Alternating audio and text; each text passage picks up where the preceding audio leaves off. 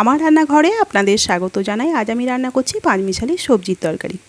একদম সামান্য মশলায় নিরামিষ এই পাঁচমিশালি সবজির তরকারি রান্না করলে খেতে খুবই ভালো লাগে। পাঁচমিশালি সবজি রান্না করার জন্য আমি গ্যাস জেলে কড়াই বসিয়েছি। কড়াই দিয়ে দিচ্ছি সর্ষের তেল। তেলটা গরম হয়ে গেছে। প্রথমে এক মুঠো বাদাম আমি ভেজে তুলে নেব। বাদামটা ভাজা হয়ে গেছে, তুলে নিচ্ছি। আমার এই রেসিপি যদি আপনাদের ভালো লেগে থাকে অবশ্যই লাইক করুন আর আমার চ্যানেলটিকে সাবস্ক্রাইব করুন। এই তেলের মধ্যে ফোড়নে দিচ্ছি তেজপাতা, শুকনো লঙ্কা আর 5 ফোড়ন।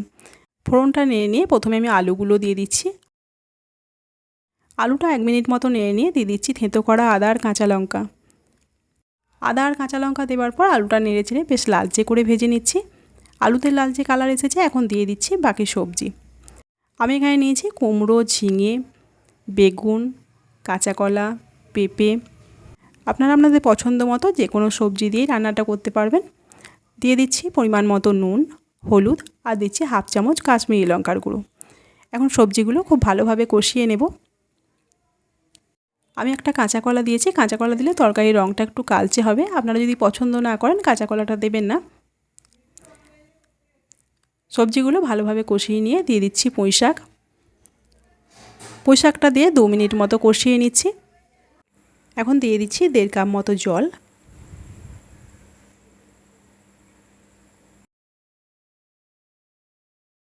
সব কিছু ভালোভাবে নেড়ে মিশিয়ে দিয়ে আমি ঢাকনা দিয়ে দিচ্ছি। গ্যাসের ফ্লেমটা মিডিয়ামে রেখে আমি 7-8 মিনিট মতো হতে দেব। 7-8 মিনিট হয়ে গেছে। সবজিগুলো খুব ভালোভাবে সিদ্ধ হয়ে গেছে। পেঁপে আর পুঁই শাকের ডাঁটা সিদ্ধ হতে বেশি সময় লাগে, সেই জন্যই 7-8 মিনিট মতো সময় লেগেছে। এখন দিয়ে দিচ্ছি ভেজে রাখা বাদাম আর দিয়ে দিচ্ছি 1 চামচ মতো ম্যাগি মশলা। সব কিছু নেড়ে মিশিয়ে দিয়ে গ্যাসটা অফ করে দিচ্ছি।